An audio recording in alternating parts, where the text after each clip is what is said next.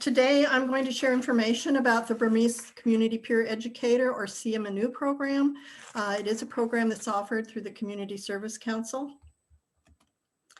CMNU means women or woman who teaches in Zopao or Zomi, which is the dialect that is used primarily here in Tulsa.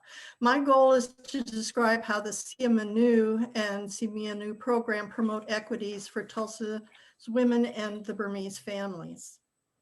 Our objectives today to increase awareness of the Zomi women and families living here, some of their history, explore women's experience of transition of living in Tulsa within their cultural context, being able to describe our program and participant outcomes and identify some of the practices that we have learned to use to improve the health and resiliency of this underserved population in Tulsa.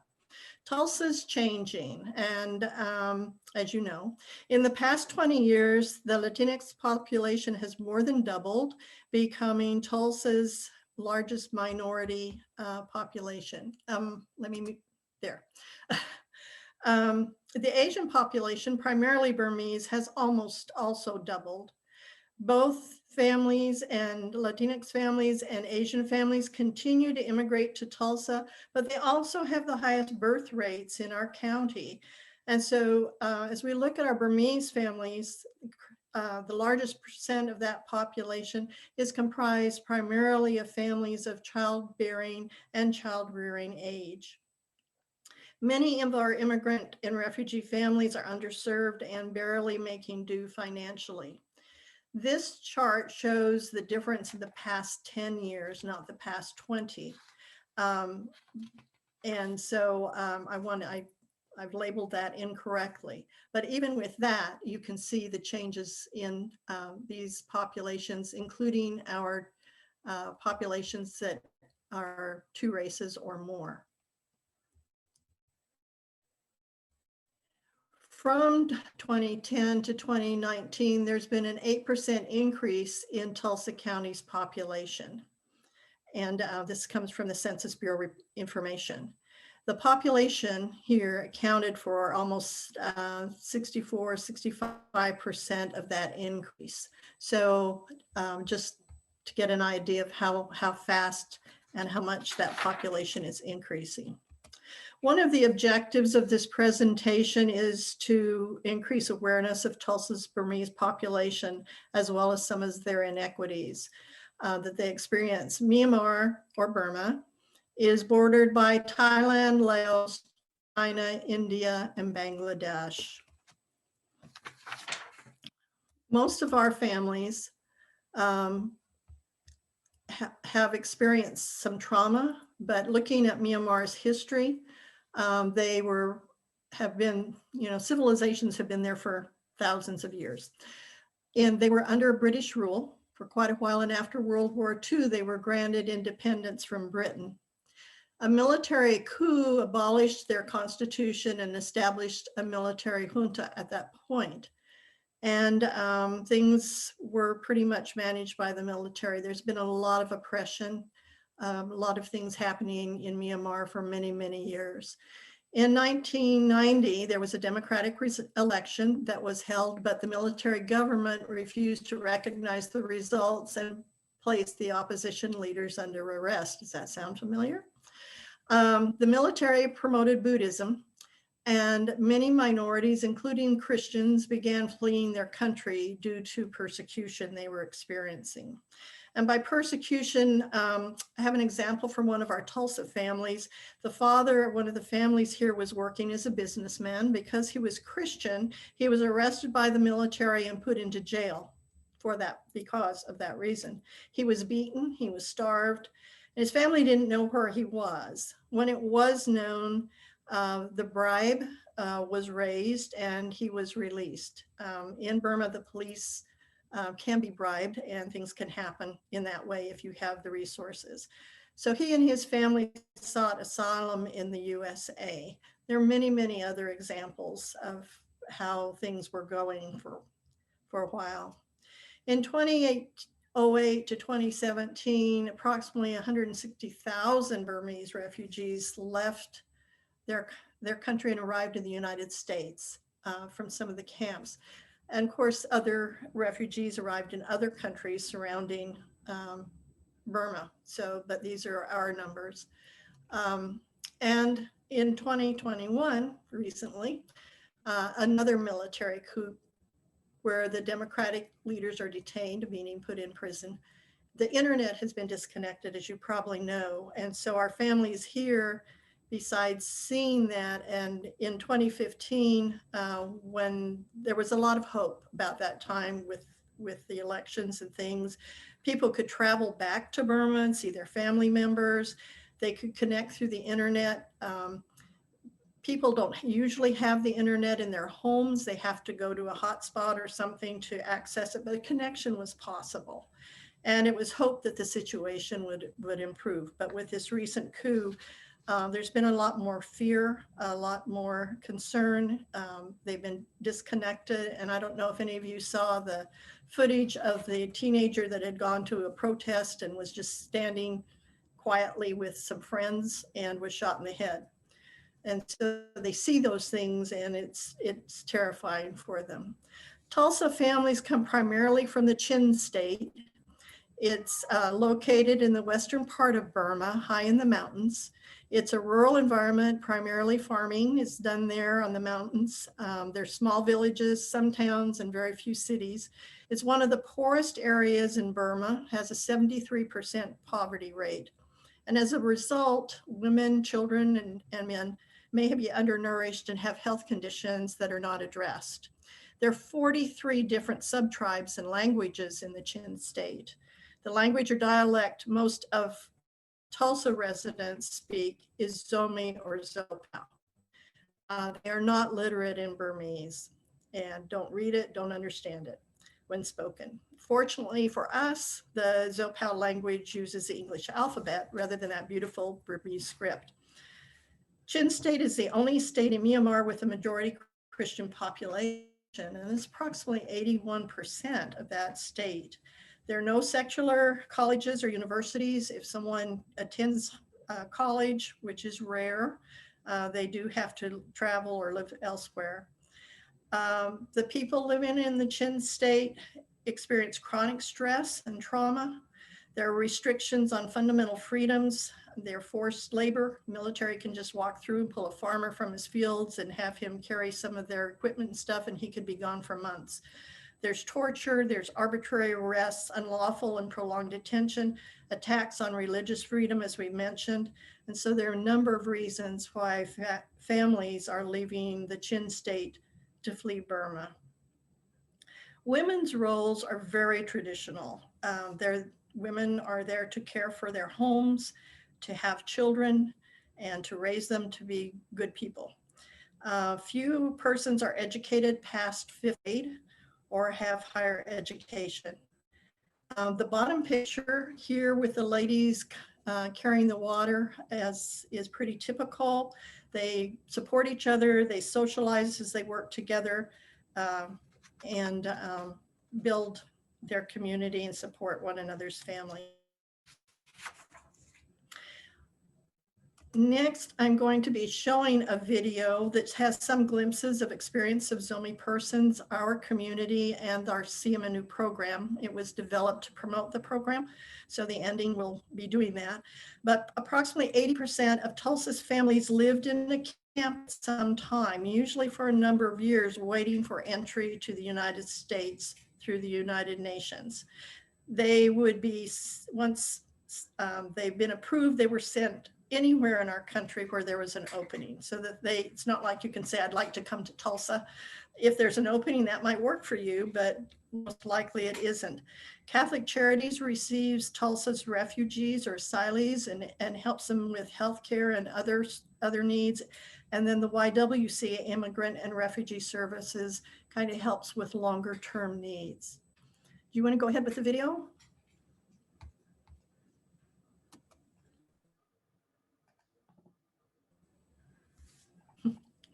Rachel, I have my black cat doing that with me.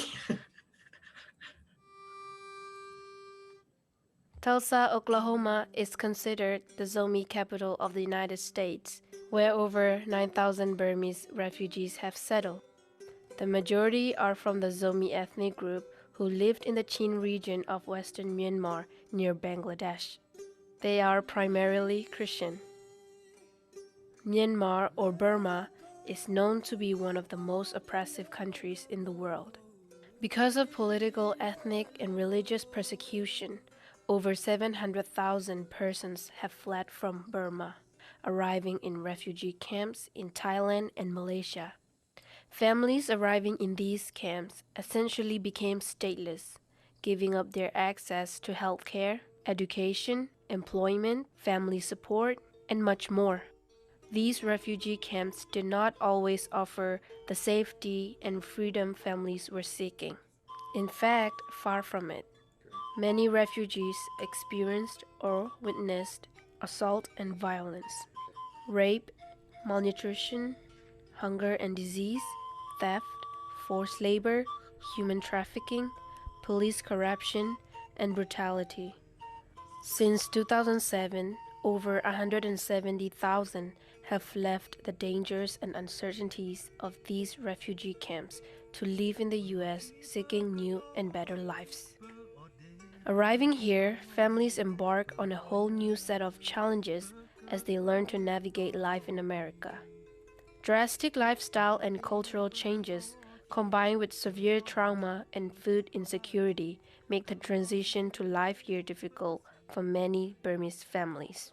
Yet, in spite of these challenges, Tulsa Zomi refugee families are moving forward, finding hope and community with a growing number of Burmese Christian churches, and with the support from local agencies such as the Community Service Council, Catholic Charities, YWCA, and the James Care Point Ministry. The Siamanu Initiative of Healthy Women, Healthy Futures Oklahoma is one such effort. Through this program, Zomi peer educators are trained as Siamanu to teach health promotion classes to women of childbearing ages at local schools, apartment complexes, libraries, and ministries. When needed, women and their family members are referred to health or social agencies for assistance. We also provide an after-school program at James East Elementary where Siamanu help American students learn more about the Zomi culture and some common phrases.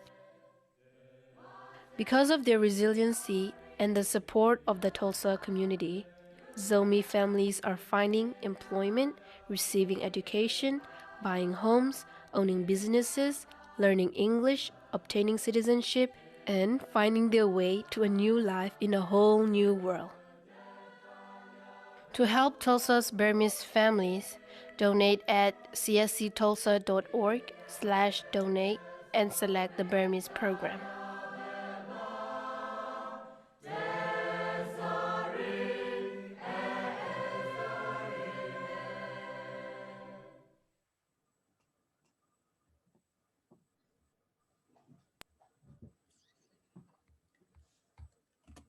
Thank you, Tommy. Let me see if I can share my screen again. Okay. Can you all see that?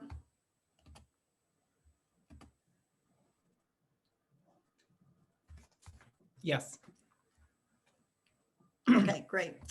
So next, some of you may or may not be familiar with Healthy Women, Healthy Futures, and I wanted to describe it just briefly to you and give a little history about the CMNU program.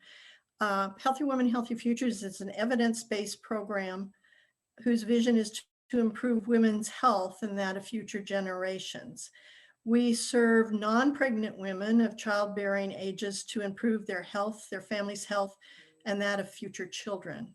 The program was developed in 2008, and the majority of our participants have been women of underserved populations, whether they're living in poverty and or are from immigrant and refugee populations.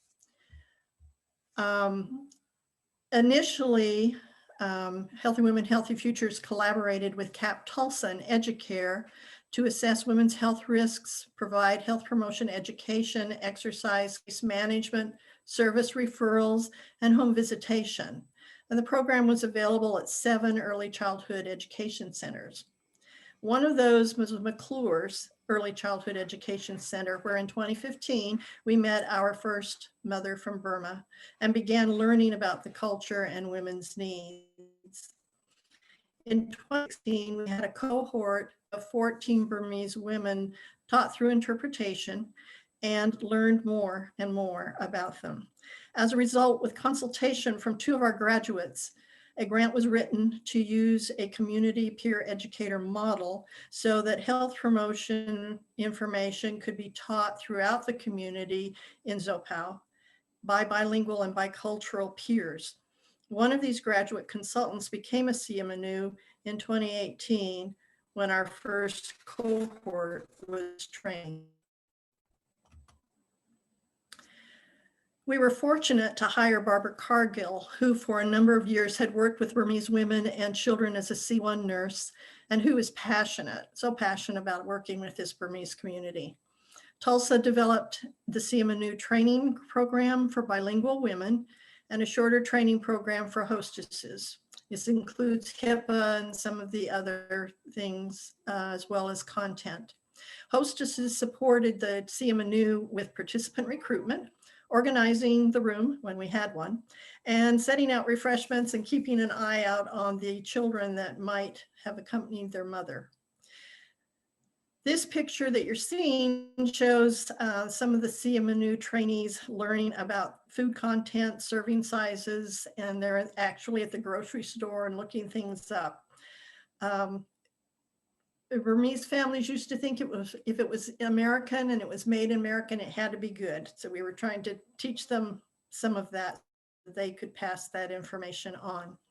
We learned other things. We learned that we needed to further modify our curriculum that we'd been using and our assessment tools, which were already at a lower literacy level, to meet participants' needs and to promote understanding of the materials.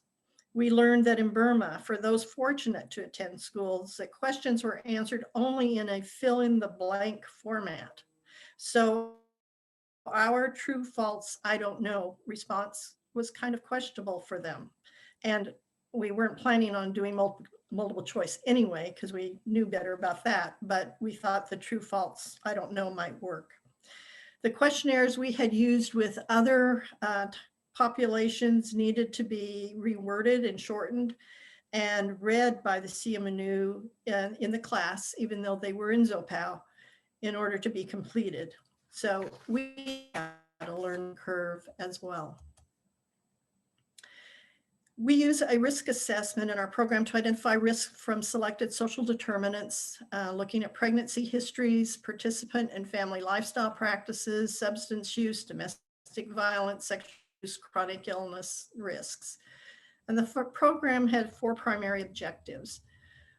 Women's knowledge of health promotion measures, disease prevention, and health literacy would increase. That women's lifestyle practices would include a minimum of 4 to 5 daily servings of fruits and vegetables, 3 to 5 days of weekly exercise, low to moderate fat diet, and low to moderate simple carbohydrates. If present, women's level of moderate to severe depression, level of coping would increase.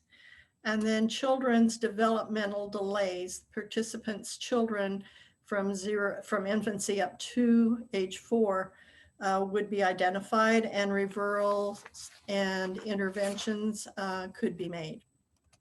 Our classes consist of 10 weekly sessions of 1-hour classes offered in the community. Our class content was modified as well. Burmese families are at high risk for diabetes, for cardiovascular illnesses, and nutritional deficiencies. There are no words in the Burmese vocabulary for mental health and related conditions. I shouldn't say Burmese vocabulary, but at least the Zopao. I don't know about the Burmese, I'm assuming as well. Depression, trauma, chronic stress, those types of terms we're very familiar with. They don't have anything to describe that, have not had that. Spousal verbal abuse is not uncommon. So we worked on domestic violence as well, and possibly physical abuse occurs at times too. As one woman told us, it's God first, pastor second, husband, children, and then the woman. Women tend to marry young and have children close together, which only increases their risk of poor maternal childbirth outcomes. Families tend to use corporal punishment. And when children, that's a cultural thing.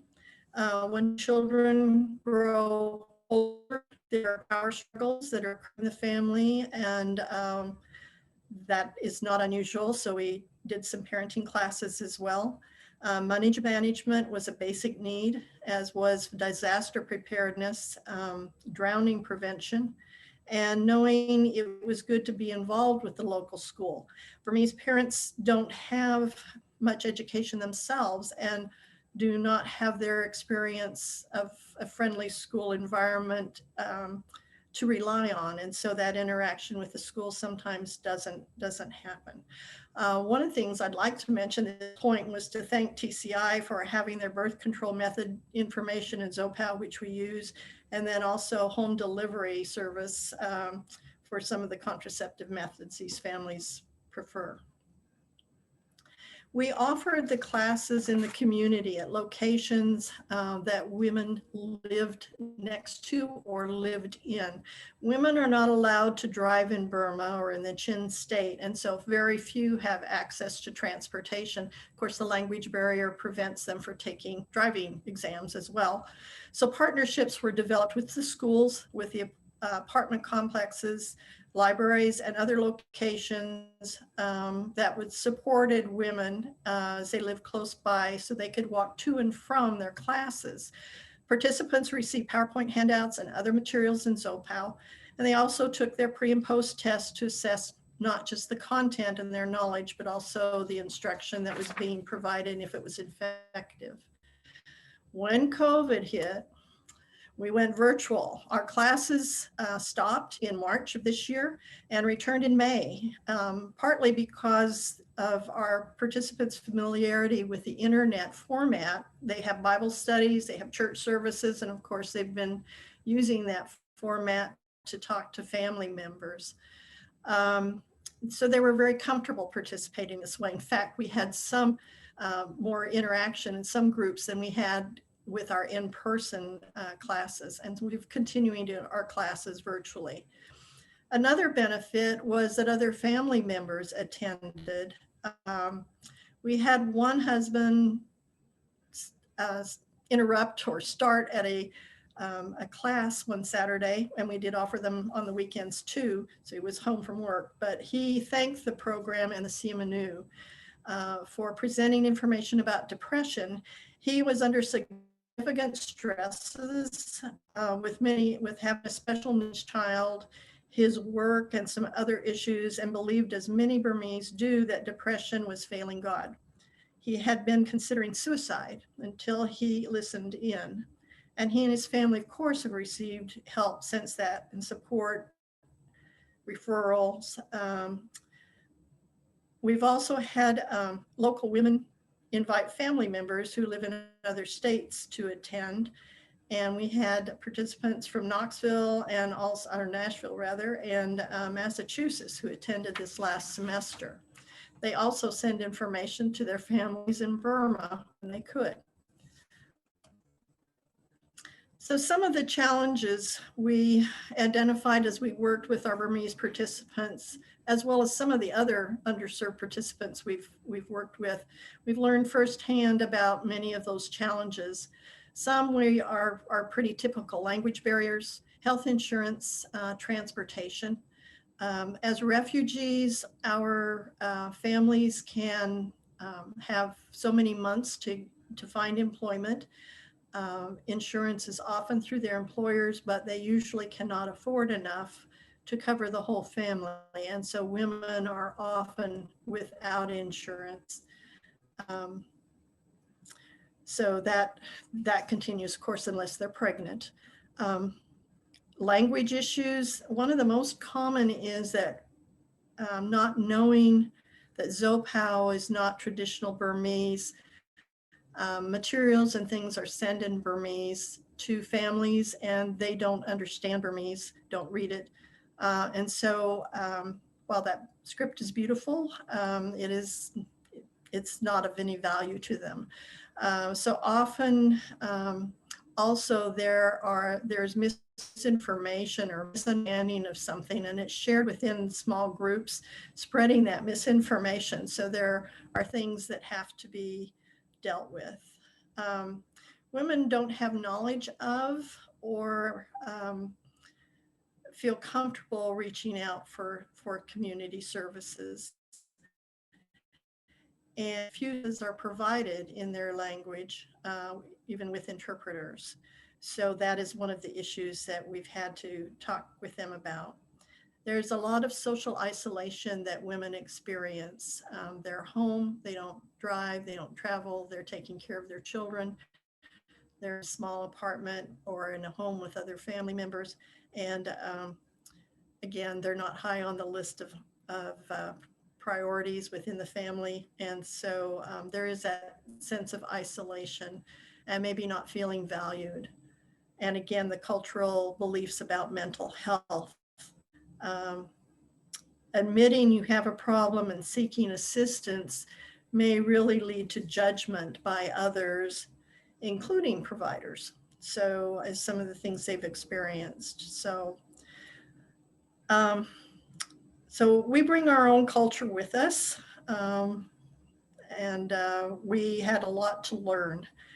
We've had some background knowledge, but we are still learning as we get to know our participants and they learn to trust us.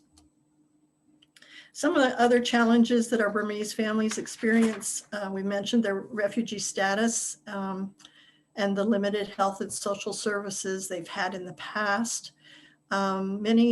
Some of their health issues include hepatitis B and C, parasitic infections, malaria, undernourishment, again, being in a refugee camp or even coming directly from the Chin State where healthcare is not really available. There are a lot of folk types of remedies and that kind of thing. They're grieving for their family that they've had to leave behind or maybe have even lost family members.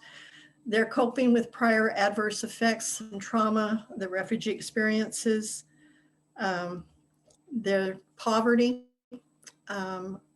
stressful life events, especially for those who were living in a small village, coming to a rural area and having to adjust to not just to a new country and language and cultures, but also, gosh, I lived in a town of maybe 100 people and now I'm in this big city called Tulsa or some other place. And again, the shortage of bilingual or bicultural providers, the chronic stress from the military, just a lot of things that these families are carrying with them and have to deal with. Other challenges that we learn from our participants, again, the undisclosed domestic violence, and sometimes because of the culture of them not even aware they're being exposed to that, especially verbal abuse. The fear of the police, because of the military and the police and the things they did and the bribery that went on. So even after years of living here, they see the red lights, they hear the sirens, their heart rates go up. Alcoholism and drinking among the men is an issue, as is gambling, especially with many of them living near the casino. One of the ladies during the flooding a year and a half ago said it was an answer to prayer because the men could not go to the casino. Women use tobacco, but they don't smoke. They get snuff from Burma, and who knows what kind of ingredients are in there. So sometimes they may be chewing on things or whatever, but that is the tobacco issue for that population. While respectful of medical providers, they often do not speak or expose much of their thing, of what's going on. And there's a lack of knowledge and understanding about emotional health. especially within the older generations. They were so busy just trying to meet basic needs that talking and describing mental health was not an issue. It's often discussed in bodily symptoms when a discussion is made. Depression rates are really unknown. The isolation I've mentioned before from language, transportation, culture. And then there are various cultural myths that impact health. One of those that we learned about was that washing your hair during menses will cause dementia when you get older. And so a lot of the Burmese women do not wash their hair during that time. And they were wondering how the American women's hair always looked nice all the time. So that's how we learned about that. Pain scales, a lot of the assessment tools that we have are Likert type scales, and they do not understand that. To ask on pain from 0 to 1 or 0 to 10, what's your pain level? That is not something culturally that they understand. And so if there's an interpreter there, it's often that they'll say, you tell me what, this is what I'm experiencing, you put the number to it. So you may or may not get accurate information. Poor nutritional habits in Myanmar continue here. And because everything good is in America, you can go to American stores and buy hot dogs and candy and croissants, which they love, processed foods, high sugar, all of those things. We're having to teach and tell them about sodium content and additives and all of that. Water is another myth. Just to have water, bottled water or whatever, will make you fat. And so they really, while they're drinking tea and things, hydration is an issue that they're learning can cause headaches, make you feel tired, some of those types of things. According to UNICEF and the Myanmar government, one of the things I'd like to mention too is that young children often have developmental delays or special needs. 40% of the children in Myanmar are documented to having developmental delays or special needs.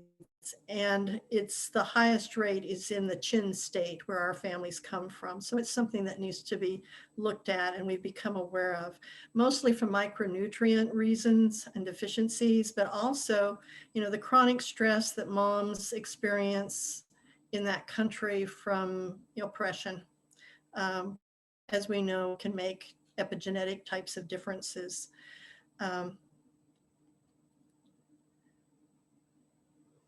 One of the things also we found as we're teaching and doing assessments is for them, exercise means going to the gym.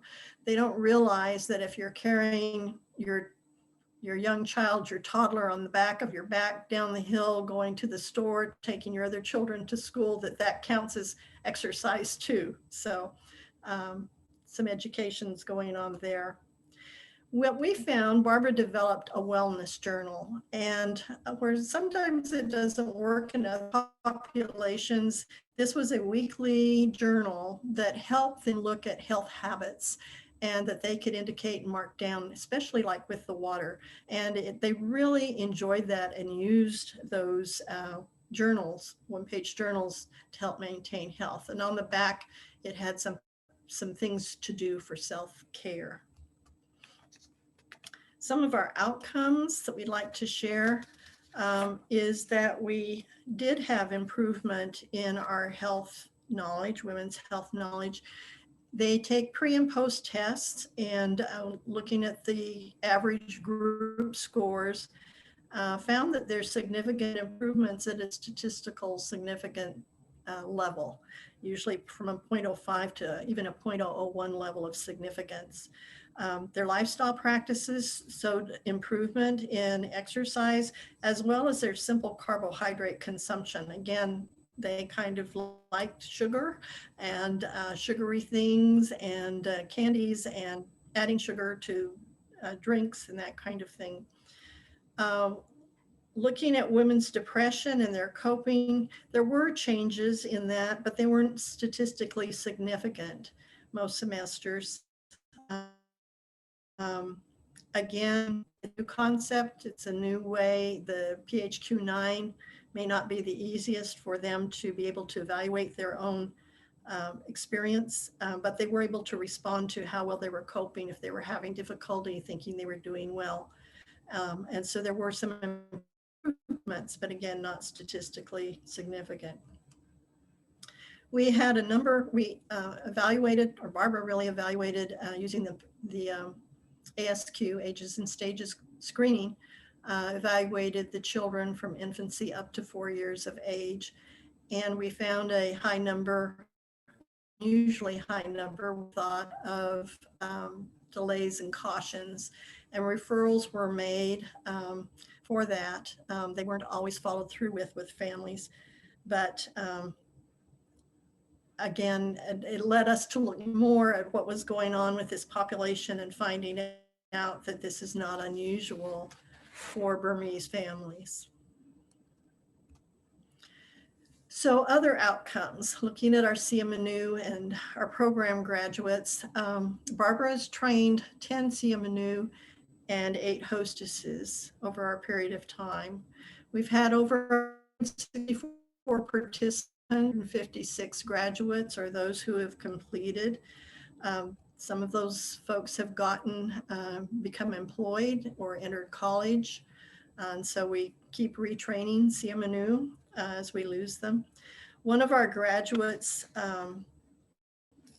shared that this comment, she was in another focus group in the community, and this information got back to us, but it says, without hearing, we don't really know anything. Programs like the CMNU are very helpful and resourceful. Only after we hear the information in our own language, we can use that information. And another lady said, I really like the CMNU program. We learn about the symptoms of high or low blood pressure, diabetes, and even cancer. As we learn it, we don't just learn, but we share it with others. We always give surveys out too, and I didn't get any of those comments, but we do surveys. Some of the strengths that we've experienced come from our participants. I mean, that's what makes our program function. They're so motivated to learn. They want to know how to improve their health and that of their families.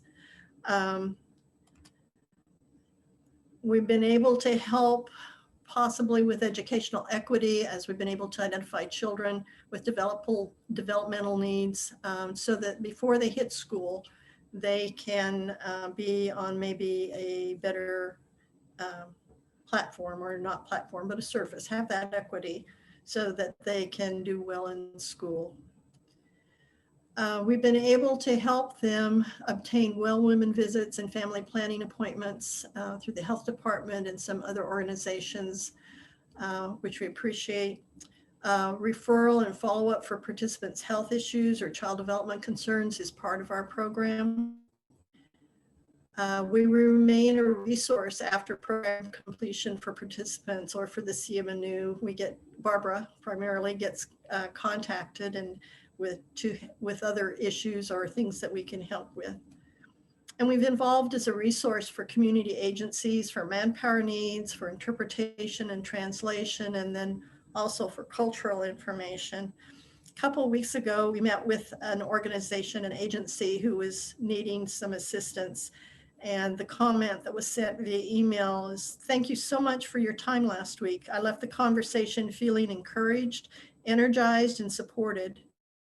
We met yesterday as a team and are very grateful for the insight and contact information you shared. I will reach out to your contact regarding translating documents next week. So that's one of the things we were surprised about, is the number of calls we get to make connections within the community. Some other things that have happened, we've developed a cloud database, so participants as of this semester can enter their information directly through their phones or on other online methods. All of the information is in Zopow in the database, and so they can pull up the assessments and the pre and post tests and do that. So we'll be testing that out this semester. We collaborated with Oklahoma Mental Health Association to help develop and recruit people for focus groups from different generations in order to obtain information about mental health and how it's perceived in the Zomi community, and then some of their service needs as well. We've also been able to coordinate various efforts with the city and others to ensure inclusion in the Zomi community and their voices. We were able to help gather a group to help with utility, most recently utility assistance, so that information about that and the applications would be in Zopal, but also there would be people to make sure that applications were completed successfully so they could be processed promptly. And then Barbara, bless her heart, coordinated all of the Asian population census 2020 complete count. And there are a number of Asian populations here in Tulsa area. We've started collaborating with other communities, had some call from Oklahoma City and others to find ways to help meet the needs of Burmese families residing here. So some of those things that we didn't anticipate when we developed the program that we're currently doing. Some of the other proactive efforts that we are trying is development, again, Barbara's development of a resource guide in Zopal in English, which has been distributed, and it's also posted on our CSC website so that families will know what services are available and culturally friendly for them. As I mentioned before, staff, we're always here to contact and provide encouragement, help people find resources to support or continue their education or find work with Workforce Tulsa, and done some other things and some planning. And then finally, just the confidence that's boosted by women getting a certificate of completion with a celebration or ceremony. It means so much to them. They've never had that experience. They've never graduated, most of them, or had said, gee, this is something I have done. And they talk about how meaningful that is to them. Excuse me. Some of the other things that we are seeing is that the CMNU are becoming involved. They've been involved before becoming leaders.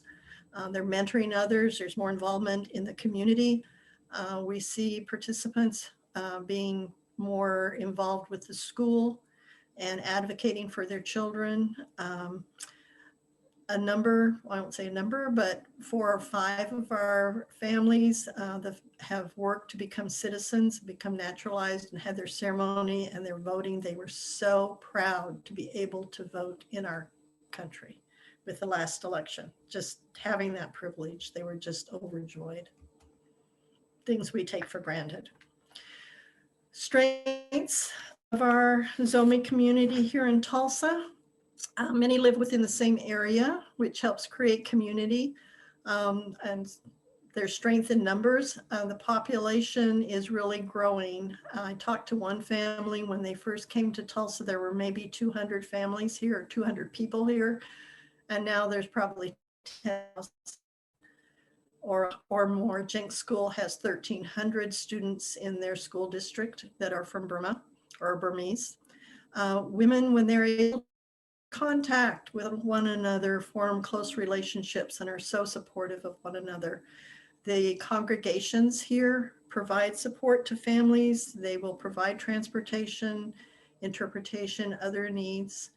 And our Burmese families have such a strong work ethic that is so important to them and their culture. Their desire for knowledge is also very strong. Again, they're respectful of our community. They're very open to receiving service. They just need sometimes that support and that help that is there when possible. They value education. You know, that's a priority. Get your education. They want their children to go to college and be successful and become professionals, or trade school or something. Talk mostly about college. Our second generation of refugees are attending college, and they're choosing social support backgrounds, medical fields. And then as the recent, I guess it was really a rally that was done at the city offices, report of the leader that and the things that were going on in Burma, just to raise awareness and say, you know, this is happening. We want to support our democratic system in Burma, having their voices come to Tulsa. So some of the things that we would like to promote for those of you who may be working with refugee and immigrant populations, and if you are, you probably already know these, but really having written instructions at a 2nd to 5th grade level, reading level. We had thought, you know, 5th to 6th grade is what we'd always been taught, but really even lower than that. Of course, incorporating pictures into handouts, and if those can be the same culture as your your participants or your clients, that's very important. If there's language interpretation available, being able to use motivational interviewing, establishing rapport early, taking that time if you have it, and explaining things in very simple terms, often asking about how those things fit with cultural and religious beliefs, and doing a little time, giving options, seeing about what barriers they're experiencing to self-care. Again, with the women here, they may not even know what that is. All of us need to recognize our own biases, and then establishing interprofessional collaboration and partnership so you can have that handoff, you can have that support, learn from one another, don't reinvent the wheel, and really try to work together for the community you're most interested in. So, any comments or questions?